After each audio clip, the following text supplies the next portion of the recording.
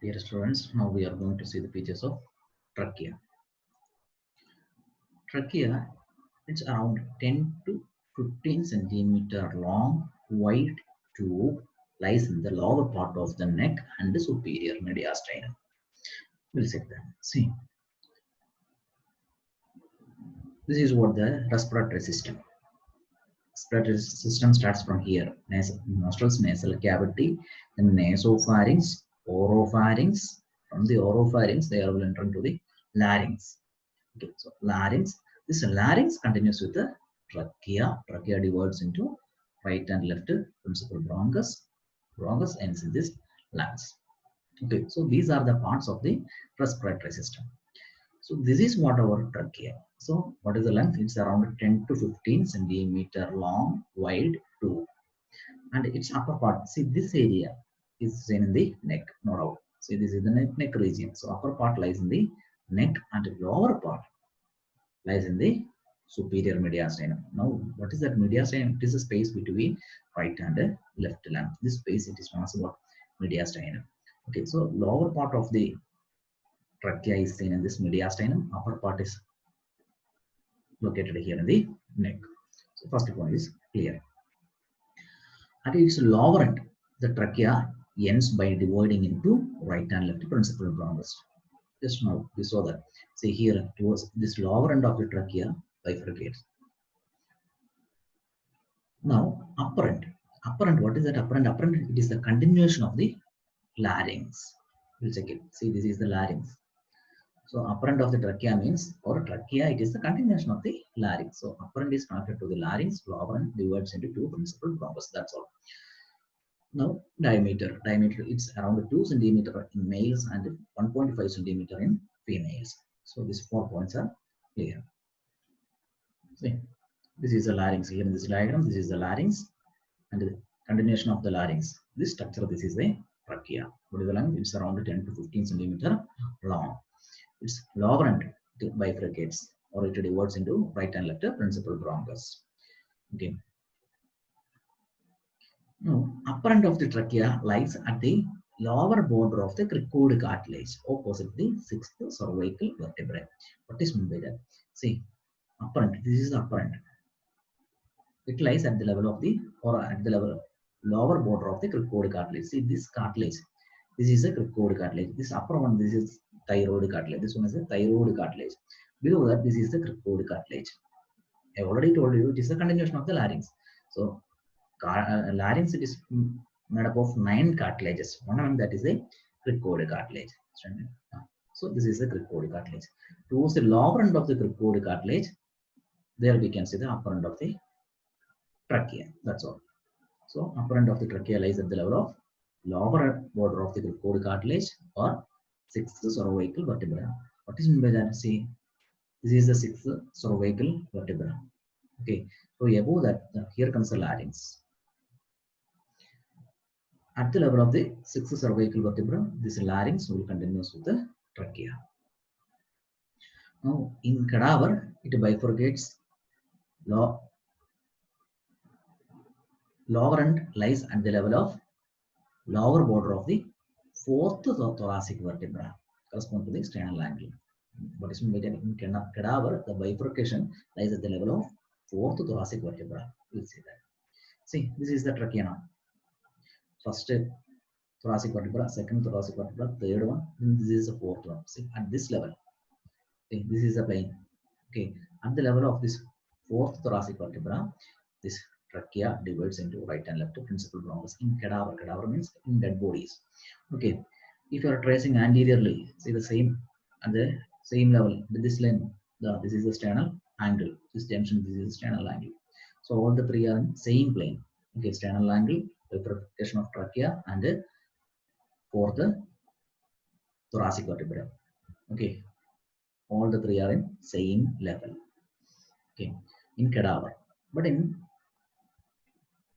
a living substance, in erect poster, the bifurcation lies at the level of the lower border of sixth thoracic vertebra. It is a little bit below. See, this is the fourth one, fifth one, sixth one. This bifurcation lies at this level. In living human beings, this bifurcation lies at this level. Okay, this is the sixth thoracic vertebra. So in cadaver or dead bodies, this bifurcation lies at this level. Okay, so these 3 points are clear. Upper end of the trachea lies at the lower border of the cricoid cartilage or at the level of the sixth cervical vertebra. Then lower end in cadavers it lies at the level of fourth thoracic vertebra. In living human beings it lies at the level of sixth thoracic vertebra. Fourth in cadavers, sixth in living human beings. I already told you it is having two parts. Cervical part and means upper part lies in the neck. That part is known as cervical part, and the lower part which lies in the mediastinum or the in thorax. So thoracic part means it is having two parts: the cervical part and the thoracic part. First, we will see the cervical part and its some relations. See, so cervical part which runs downward and enters into the thorax.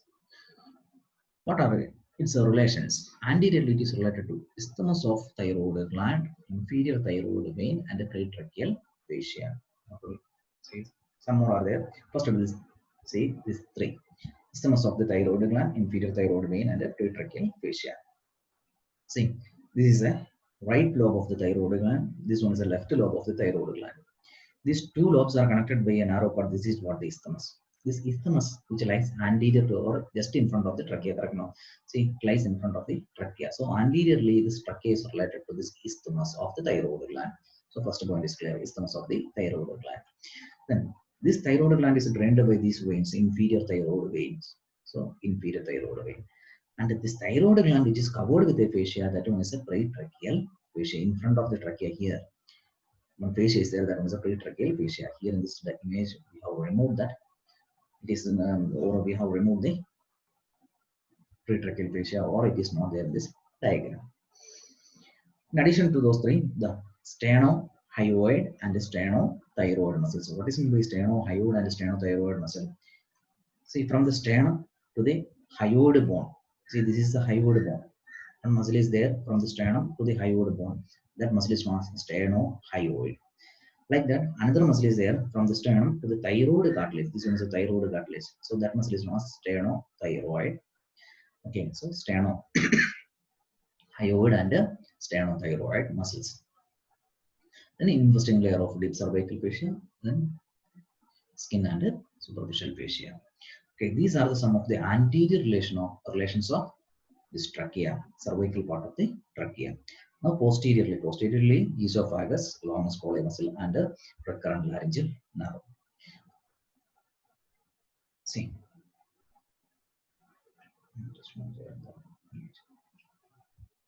okay, so posteriorly another tube is there, that means the esophagus, and longus colli muscle and recurrent laryngeal nerve. Then on each side, corresponding lobes of the thyroid gland. We'll check it. See, on either side. See, here we can see towards the left side, left lobe of the thyroid gland, towards the right side, right lobe of the thyroid gland. Okay, so on either side, corresponding lobes of the thyroid gland and the common carotid artery. See, this is the common carotid artery of the left side, and this one is the common carotid artery of the right side. So towards the sides, lobes of the thyroid gland and the lobe of the thyroid gland and the common carotid artery. So these are some of the important relations of this cervical part, anterior, posterior, on either side. Now relations of the thoracic part. Anteriorly there we can see the manubrium sternum, then sternothyroid muscle, remnants of thymus, left brachiocephalic and inferior thyroid veins, arch of aorta, brachiocephalic artery, left common carotid artery, deep cardiac plexus, and some lymph nodes. We'll see that. First one, manubrium sternum. Anteriorly, this thoracic part is related to manubrium sternum. See this image. See here in this image, this is the manubrium sternum. Then body of the sternum. Then the last one, cycloid process of the sternum. These are the three parts of the sternum. So this is the thoracic part of the trachea. So anterior most structure. This is the manubrium sternum. Behind the manubrium sternum, there we can see the arch of aorta. Okay, so arch of aorta. Those 2 points are clear. Manubrium sternum, then arch of aorta. From the arch of aorta, Here we can see brachiocephalic trunk and left common carotid artery. See here in this. See, this is the arch of aorta here in this image. This one is a brachiocephalic trunk. Okay, and this one is a left common carotid artery. So brachiocephalic trunk and left common carotid artery. Those two are arising from this arch of aorta. See, arch of aorta and its two branches here. Actually, this arch of aorta gives total 3 branches. And here we are having only 2 branches. So arch of aorta, then brachiocephalic trunk, left common carotid artery. So anterior to this trachea, we can see these structures. Not only that, some veins are also there. See this vein. This is a left side brachiocephalic vein. We'll check it.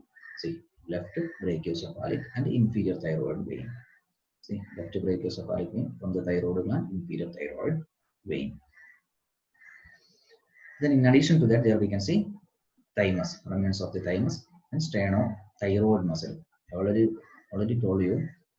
See, from the manubrium sternum to the thyroid gland, there is the sternothyroid muscle. So a part of the sternothyroid muscle is also seen in this area. In addition to that, cardiac plexus and lymph. Some lymph nodes are also seen anterior to this thoracic part. Now, posterior relation node of esophagus. Posteriorly, it is related to esophagus and vertebral column. And on either sides, towards the right side, right lung and a pleura. See, this is the right side.